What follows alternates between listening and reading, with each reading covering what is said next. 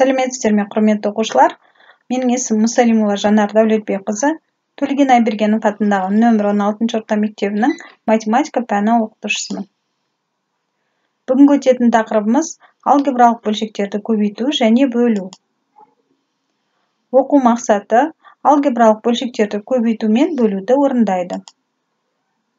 Бағалау критерийлері алгебралық бөлшектерді көбейтеді, алгебралық бөлшектерді бөледі. Алгебралық бөлшектерді көбейту келесі ереже бойынша орындалады. Екі алгебралық бөлшек берілсін, А бөлінген Б және С бөлінген Д. Бұл жағдайда, яғни біз алымына көбейтеміз, А көбейтілген С, бөліміне көбейтеміз, Б көбейтілген Д. Нәтижесінде АС бөлінген БД болады. Алгебралық бөлшектерді бөлген кезде екі алгебралық бөлшек берілсін, яғни бұл жерде бірінші алгебралық бөлшектің өзі жазылады, көбейтілген келесі алгебралық бөлшектің бөлім мен алымның орнына ауысады, яғни Д бөлінген С.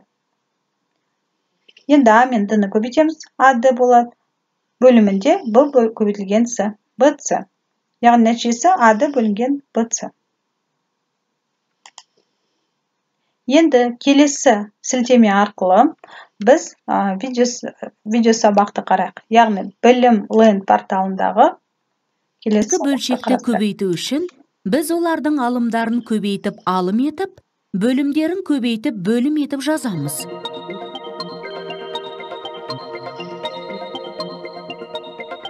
Есептеуді жеңілдету үшін алдымен бөлшектің алымы мен бөліміндегі сандарды жай көбейткіштерге жіктеп алып қысқартамыз. Рационал бөлшектер де осы жолмен көбейтіледі.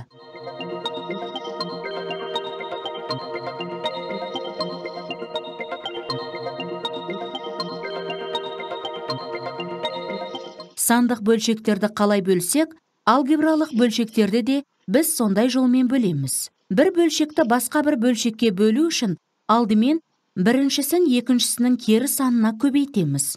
Одан кейін бөлшектерді көбейткендегідей ары қарай жалғастырамыз.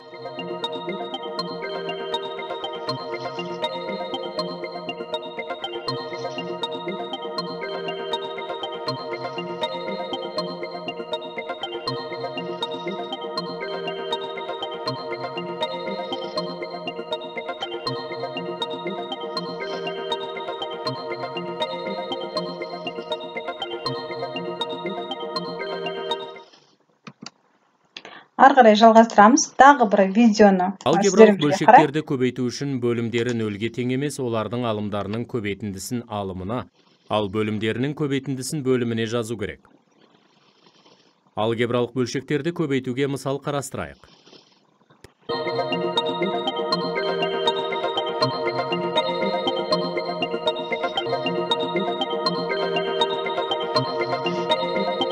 Тағы бір мысал қарастырайық.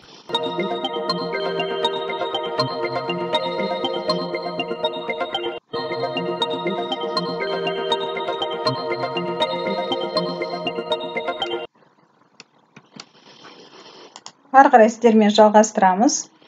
Яғни сіздер білім ленд порталына кіріп, мына сілтемелер арқылы кіріп қарасаңыздар, тағы да қарасаңыздар болады. Енді сіздермен біз мысалдар қарастырайық. Мынада алгебралық бөлшек берілсін, А квадрат минус 9 бөлінген 3y. А плюс 3 екі мүшесіне бөліңдер дейді. Бұны қалай орындаймыз? Бірінші бөлшегіміз жазылады, А квадрат минус 9 бөлінген 3y. Бөлінген А плюс 3 тең болады. Бірінші алгебралық бөлшегіміз сол күйінде жазылады. Бөлінген А плюс 3 бөлінген 1. Яғни кез келген санды бірге бөлсек, сол санның өзі шығады. Тең болады. Алгебралық бөлшектің өзі тура солай жазылады сол күйінде. Көбейту, яғни біздің келесі алгебралық бөлшегіміздің алым мен бөлімін орындарын ауыстырамыз. Алымында болады 1, бөлімінде А плюс 3. Енді көбейту ережесі бойынша алымына көбейтеміз, бөліміне көбейтеміз. А квадрат минус 9 қысқаша көбейту формуласы бойынша көбейткіштерге жіктеп жазамыз, яғни А минус 3 көбейтілген А плюс 3. бөлімінде болады 3y көбейтілген а плюс 3. Байқасаңыздар, а плюс 3 пен а плюс 3 өзара қысқарып кетеді. Алымында қалады а минус 3 бөлімінде 3y. Тағы да бір мысал қарастырайық. Сіздерге мынадай алгебралық бөлшектер көбейтіндісі берілсін. Яғни бұл жерде бірнеше алгебралық бөлшектер берілген. Енді біз бірінші сіздермен бірінші алгебралық бөлшек пен екінші алгебралық бөлшекті көбейтіп аламыз.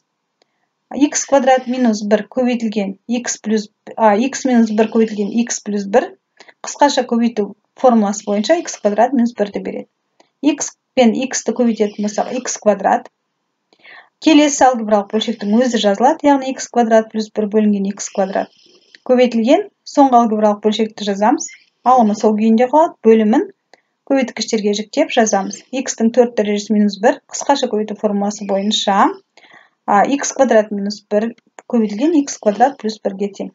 Яғни көбейткіштерге жіктеп жазамыз және де ары қарай жалғастырып қараймыз. X квадрат минус 1 мен x квадрат минус 1 қысқарып кетеді. X квадрат плюс 1 мен x квадрат плюс 1 қысқарып кетеді. Алымында x-тің 4 дәрежесі қалады. Бөлімінде x квадрат көбейтілген x квадрат бұл x-тің 4 дәрежесін береді.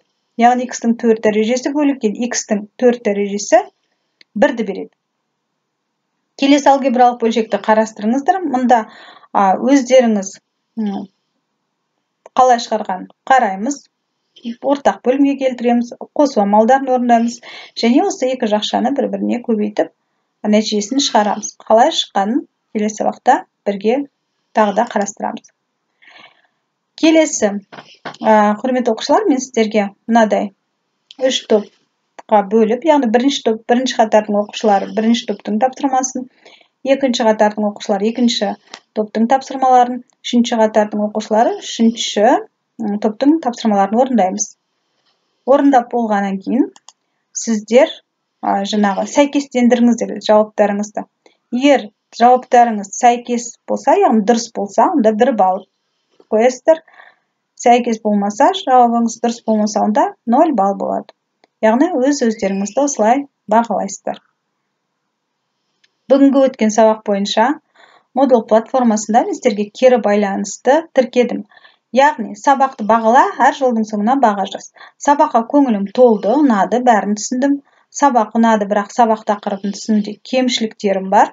Сабаққа көңілім толмады, ештеңе түсінбедім, есеп шығара алмаймын. Ары қарай. Енді осы бүгінгі өткен тақырып бойынша үй жұмысын аламыз. Үйге өрнектерді шамдауға 3 есеп бердім. Осы есептерді үйде шығарып келеміз. Назарларыңызға рахмет. Келесі кездескенше сау болыңыздар.